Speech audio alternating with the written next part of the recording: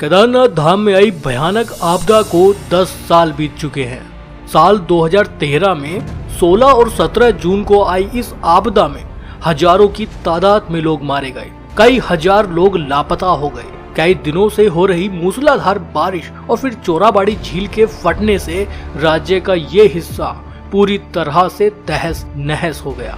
हमेशा सौम्य और शांत दिखने वाली मंदाकिनी नदी अपने रौद्र रूप में थी। आखिर क्या हुआ 16 जून की रात? आखिर क्या हुआ 17 जून की सुबह को कि पूरा केदारनाथ धाम तहस नहस हो गया? आइए जानते हैं कि आखिर क्या हुआ उस रात। जय श्री केदार, हर हर महादेव।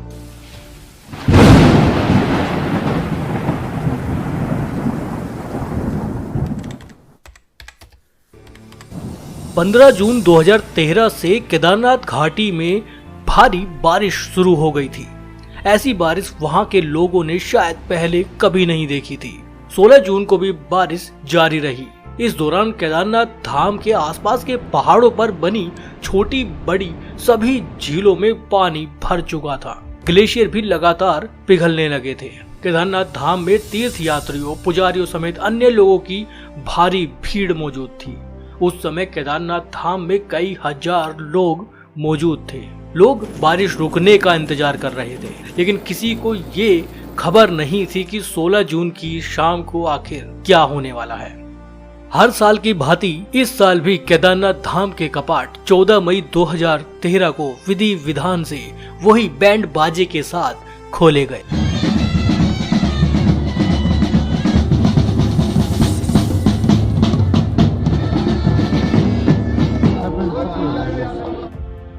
बड़े स्तर पर पूजा पाठ का आयोजन किया गया। 14 मई 2013 से 15 जून 2013 तक लगातार सरलता पूर्वक केदारनाथ धाम यात्रा चली। उस दौरान कई हजार लोगों ने केदारनाथ बाबा के दर्शन भी किए। लेकिन 15 जून से लगातार केदारनाथ धाम में बारिश का सिलसिला शुरू हो गया।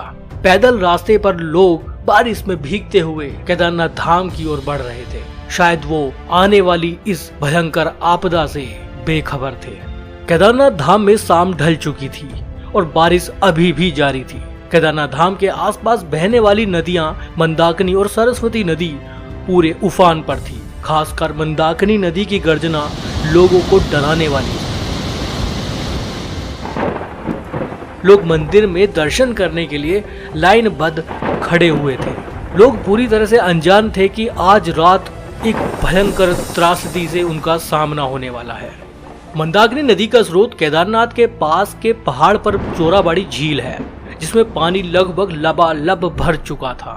केदारनाथ के आसपास के पहाड़ों पर बादल फट रहे थे। जगह जगह लैंडस्लाइड हो रही थी।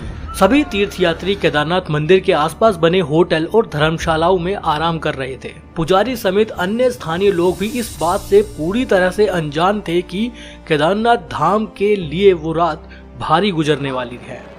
करीब 8:30 बजे केदारनाथ में पहली बार मौत के भयानक मंजर से लोगों का सामना हुआ।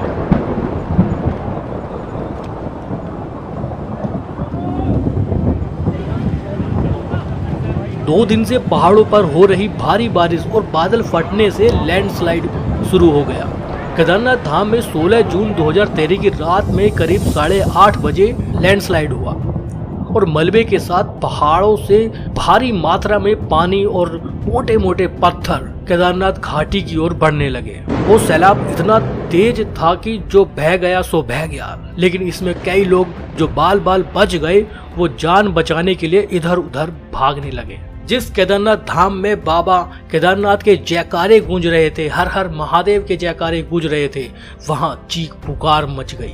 जान बचाने के लिए लोग होटल व धर्मशालाओं की छतों की ओर जाने लगे। कुछ लोग पहाड़ों की तरफ पलायन करने लगे। रात का वक्त था। किसी को भी अंदाजा नहीं था कि ये त्रासदी कितनी बड़े स्तर पर होने वाली थी। केदारनाथ मंदिर के आसपास बसा शहर चारों तरफ से गर्जना करती नदियों से घिर चुका था। मौत के खौफ से लोग कुछ नहीं समझ पा रहे थे और वो सुबह होने का इंतजार करने लगे। लेकिन उन्हें क्या पता था कि आने वाला समय और भी खतरनाक होने वाला है, क्योंकि सुबह को इससे भी खतरनाक, इससे भी भयानक कुछ होने वाला था। रात भर केदारनाथ धाम बस्ती के आसपास से गर्जना के साथ नदियां बहती रहीं। लोग बचने के लिए रास्ते खोजने लगे। लोग दहशत से पूरी तरह भर चुके थे, लेकिन केदारनाथ धाम में फंसे ये लोग बारिश रुकने का फिर भी इंतजार ही कर रहे थे। रात भर लगातार बारिश होती रही। मंदिर, होटलों, रेस्ट हाउस में जाग रहे लोग यही सोच रहे थे कि अब पता नहीं क्या होने वाला है। 17 जून 2013 अचानक मंदाकिनी नदी की भयानक गर्जना के बीच चोराबाड़ी ताल के एक तरफ का पत्थर तटबंध जोरदार आवाज के साथ टूटा और मानो केदारनाथ घाटी में कयामत आ गई। लोग उस सैलाब को दूर से देख पा रहे थे और केदारनाथ घाटी में भगदड़ मच गई। ताल का सारा पानी मलबा, पत्थर, बड़ी बड़ी चट्टानों के साथ तेज गति से बहता हुआ केदारनाथ बस्ती को तहस नहस करता हुआ होटलों, घरों, रेस्ट हाउस, धर्मशालाओं, दुकानों को मिट्टी में मिलाता हुआ निकल गया और पीछे छोड़ गया सैकड़ों हजारों मौतों का एक ऐसा मंजर जिसे देखने वालों की रूह कांप उठेगी। करीब 40 किलोमीटर प्रति घंटे की रफ्तार से 100 मीटर ऊंची पानी की लहरों में बड़ी बड़ी मोटी मोटी चट्टानें भी थीं। इस सैलाब में बहुत से होटल, घर बह चुके थे और यह अपने साथ कई लोगों को बहा कर ले गया। केदारनाथ बस्ती में किस्मत से जिंदा बच गए लोगों के रिश्तेदार सैलाब में बह गए थे। इनमें से हजारों लोगों का आज तक भी पता नहीं चल पाया है। कुछ मिनटों में ही केदारनाथ घाटी में मकानों की जगह, होटलों की जगह पत्थरों का मलबा बन गया था। इंसानों की लाशें जहां तहां पड़ी हुई थी। चोराबाड़ी ताल से निकलने वाली इस तबाही के सैलाब के रास्ते में जो भी गांव, शहर आया, वहां भारी तबाही मची। रामबाड़ा और गौरीकुंड के इलाकों में सबसे ज्यादा जान माल का नुकसान हुआ। तबाही में केदारनाथ मंदिर बच गया, जिसके पीछे एक बहुत बड़ी चट्टान आकर रुक गई थी और सैलाब पत्थर के दोनों किनारों से निकल गया। इस 5 से 10 मिनट के अंदर केदारनाथ घाटी मिट्टी में मिल चुकी थी। आंखों के सामने ही पूरे के पूरे परिवार बहते चले गए। एक दूसरे को बचाने के लिए वे हाथ पकड़े हुए थे, लेकिन सैलाब की ताकत उनके रिश्तों की ताकत से कहीं ज्यादा थी। चंद मिनटों में सैकड़ों हजारों परिवार उजड़ गए। एक एक परिवार के 8-8, 10-10 लोग लापता हो गए थे। सैलाब का ऐसा तांडव गुजरा कि लोग कुछ भी समझ नहीं पा रहे थे, लेकिन बारिश अभी भी नहीं थमी। किस्मत से केदारनाथ घाटी में कुछ लोग अभी भी जिंदा बच चुके थे, जो बारिश के रुकने का इंतजार कर रहे थे। खाना पानी उनके पास कुछ नहीं था। 17 जून 2013 की सुबह में जो ये सैलाब आया, उससे पूरी केदारनाथ घाटी नष्ट हो चुकी थी। 18 जून की रात में मौसम थोड़ा साफ हुआ, बारिश थोड़ी थमी। वहीं दूसरी ओर बात करें तो निचले इलाकों में भी भारी नुकसान हुआ। रामबाड़ा केदारनाथ धाम के यात्रा मार्ग पर पड़ने वाला एक मुख्य पड़ाव था, जो पूरी तरह से नष्ट हो गया। गौरीकुंड में भी भयंकर त्रासदी मची। रुद्रप्रयाग जिले के सैकड़ों होटल्स पानी के सैलाब में बह गए थे। ऋषिकेश में लक्ष्मण झूला को गंगा जी छूने को आतुर थी। परमार्थ निकेतन के सामने मौजूद भोले बाबा की मूर्ति भी गंगा जी की धारा में डूब चुकी थी। ये एक महाप्रलय थी। केदारनाथ धाम के अलावा बद्रीनाथ धाम, हेमकुंड साहिब, गोविंद घाट, जोशी मठ में भी भारी नुकसान हुआ। पार्किंग में मौजूद सैकड़ों हजारों गाड़ियां ताश के पत्तों की तरह सैलाब में बह चुकी थी। और उधर देहरादून में प्रशासन और शासन को अंदाजा भी नहीं था कि ये त्रासदी कितनी बड़े स्तर पर हो चुकी है। 16 तारीख की सुबह ये आपदा आई, 18 तारीख की रात तक ना राज्य सरकार को इसकी गंभीरता का पता था, ना केंद्र सरकार को इसकी गंभीरता का पता था, ना मीडिया को इसकी गंभीरता का पता था, ना देश को इसकी गंभीरता का पता था। केदारनाथ धाम से पूरी तरह से बिजली और फोन कनेक्टिविटी खत्म हो चुकी थी। केदारनाथ घाटी के लोगों का निचले इलाकों से किसी भी तरह से संपर्क करने का जरिया नहीं बचा था। 16 जून, 17 जून 2 दिन केदारनाथ घाटी में भयंकर त्रासदी मची। 18 जून को पहली बार सेना का एक हेलीकॉप्टर हवाई सर्वे करने के लिए आया, जिसमें उन्हें पता चला कि ये एक भयंकर त्रासदी है। रामबाड़ा तो मानो पूरी तरह खत्म हो चुका था। केदारनाथ घाटी का जब हेलीकॉप्टर से व्यू देखा गया तो प्रशासनिक अधिकारी भी सन्न रह गए। वो समझ चुके थे ये एक साधारण आपदा नहीं, ये एक महाप्रलय है जिसमें हजारों लोग जान गंवा चुके हैं। लेकिन 18 जून को भी किसी भी तरह की राहत केदारनाथ धाम में नहीं पहुंचाई जा सकी।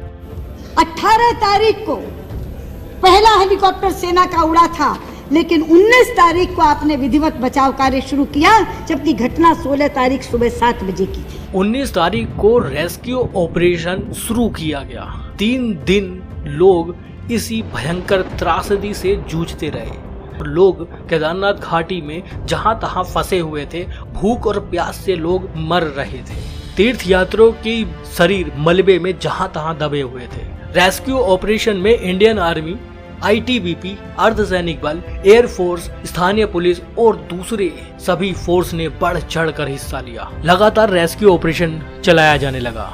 हेलीकॉप्टर के जरिए जहां तहां लोग फंसे हुए थे उन्हें खाने पीने की सामग्री पहुंचानी शुरू की गई। सेना का सिर्फ एक ही मकसद था कि ज्यादा से ज्यादा लोगों को सुरक्षित स्थानों पर पहुंचाया जा सके। हेलीकॉप्टर के जरिए लोगों को केदारनाथ धाम से सुरक्षित स्थान गुप्त काशी व अन्य स्थानों पर ले जाना शुरू किया गया।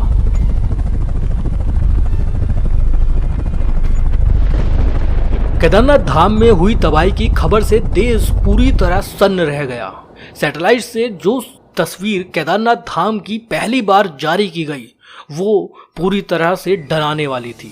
जहां पहले पूरी बसी हुई बस्ती हुआ करती थी, वहां सिर्फ मलबे का नजारा देखने के लिए मिल रहा था। 5 से 10 मिनट के इस सैलाब ने पूरी केदारपुरी को नष्ट कर दिया था। बताया जाता है कि इसमें 12,000 से ज्यादा लोग मारे गए, लेकिन आंकड़ा इससे कई गुना ज्यादा था। लेकिन सरकारी आंकड़ा तो सिर्फ 4,000 मौत की गवाही देता है। लेकिन आप और हम सभी जानते हैं ये एक महाप्रलय थी और इसमें कई हजार लोग अपनी जान गंवा चुके थे। केदारनाथ घाटी में आई इस महाप्रलय की एक मुख्य वजह धारी देवी मंदिर को जलमग्न किया जाना भी बताया जाता है। उधर 16 जून को धारी देवी जलमग्न हुई। उसी दिन धारी देवी जलमग्न हुई और इधर केदारनाथ में जल प्रलय आया, जो ऐसा जल प्रलय आया जो हजारों जिंदगियों को लील गया, जो एक विनाश की लीला करता हुआ चला गया। धारी देवी मंदिर पर एक विद्युत परियोजना बांध बनाया जाना था। 15 जून को धारी देवी मंदिर की मुख्य शिला को जलमग्न किया गया और 16 जून को केदारनाथ धाम में यह भयंकर त्रासदी आई। सेना ने अपना काम बखूबी किया। लोगों की जान बचाने के लिए हेलीकॉप्टर से उन्हें रेस्क्यू किया जा रहा था। कुछ चंद लोग ही जिंदा रह पाए थे। एनडीआरएफ, भारतीय सेना ने मिलकर हजारों लोगों को रेस्क्यू किया, लेकिन उनसे कहीं ज्यादा कई हजार लोग इस सैलाब में बह चुके थे। लोग जहां तहां अपनी जान बचाने के लिए फंसे हुए थे। लोग पहाड़ों की तरफ पलायन कर रहे थे। लोग समझ रहे थे कि जितना हम पहाड़ों पर ऊंचाई पर जाएंगे शायद अपनी जान बचा पाएंगे। केदारनाथ धाम में आई इस भयंकर आपदा में सरकारी आंकड़ों के हिसाब से करीब 4200 से ज्यादा गांव पूरी तरह से संपर्क से टूट चुके थे। 2142 भवन पूरी तरह से नष्ट हो गए। जल प्रलय में करीब 1300 हेक्टेयर कृषि भूमि भी नष्ट हुई। सेना और अर्धसैनिक बल ने करीब 1.25 लाख लोगों को रेस्क्यू किया। 30,000 लोगों को स्थानीय पुलिस ने बचाया। 1,000 स्थानीय लोग अलग अलग जगहों पर मारे गए। 11,000 से अधिक मवेशी बह गए, जिसमें घोड़े, खच्चर और अन्य जंगली जानवर भी मौजूद थे। 100 से ज्यादा छोटे और बड़े होटल पूरी तरह से पानी के सैलाब में बह गए। 9 नेशनल हाईवे और 35 राज्य हाईवे पूरी तरह से नष्ट हो गए। 2385 सड़कों को अब खोज पाना भी बहुत मुश्किल है। 86 मोटर पुल और 172 बड़े और छोटे ब्रिज जलमग्न हो गए। ये उत्तराखंड ही नहीं बल्कि पूरे भारत की सबसे बड़ी महाप्रलय थी, जिसमें आज भी कई हजार लोग लापता हैं और लोग इसी उम्मीद में आज भी बैठे हैं कि शायद उनके अपने एक दिन घर वापस जरूर लौट कर आएंगे। केदारनाथ धाम में आई इस भयंकर त्रासदी का एक कारण वहां होने वाला अव्यवस्थित विकास भी था। शायद प्रकृति को वो पसंद नहीं आया, लेकिन अभी भी क्या केदारनाथ धाम में हो रहे इस विकास की इतनी ज्यादा जरूरत है? क्या केदारनाथ धाम में मौजूद भोले बाबा को एक आकर्षण की जरूरत है? क्या जरूरत है वहां पर 40 टन के ओम को केदारनाथ धाम के चबूतरे पर स्थापित करने की? क्या वहां पर लोगों के लिए कोई सेल्फी पॉइंट बनाना चाहते हैं? क्या जरूरत थी केदारनाथ धाम के मुख्य गर्भगृह को सोने की परत चढ़ाने की? जिस केदारनाथ धाम की भव्य इमारत को हमें संरक्षित करना चाहिए, जिसका संरक्षण हमें करना चाहिए, उस पर सोने की परत क्यों चढ़ाई जा रही है? क्या जरूरत है इस दिखावे की? क्या सच में केदारनाथ धाम में लोगों को आकर्षित करने की जरूरत है? जहां यात्रा सीजन में रोजाना कई हजार लोग पहुंचते हैं, वहां ये सब दिखावटी चीजें करने की क्या जरूरत है? क्या वापस हम उसी ओर बढ़ने लगे हैं? उम्मीद करता हूं केदारनाथ धाम की ये जानकारी आपको अच्छी लगी होगी, और मैं उम्मीद ये भी करता हूं कि अगर आप केदारनाथ धाम यात्रा पर जाते हैं तो अपना यात्रा रजिस्ट्रेशन जरूर करा कर जाइए, वहां चेक हो या ना हो, लेकिन अगर आप यात्रा पंजीकरण कराकर जाएंगे तो आप केदारनाथ धाम मंदिर में दर्शन करने वाले लोगों की गिनती में गिने जाएंगे। अदरवाइज आपका कोई भी आंकड़ा केदारनाथ धाम में मौजूद नहीं रहेगा। उम्मीद करता हूँ ये वीडियो आपको बहुत अच्छी लगी हो तो ज़्यादा से ज़्यादा लोगों तक इसको शेयर जरूर करिएगा, लाइक कीजिएगा अगर आपको हमारा ये प्रयास अच्छा लगा हो। कमेंट बॉक्स में हर हर महादेव, जय बाबा केदारनाथ जरूर लिखिएगा। बहुत बहुत धन्यवाद।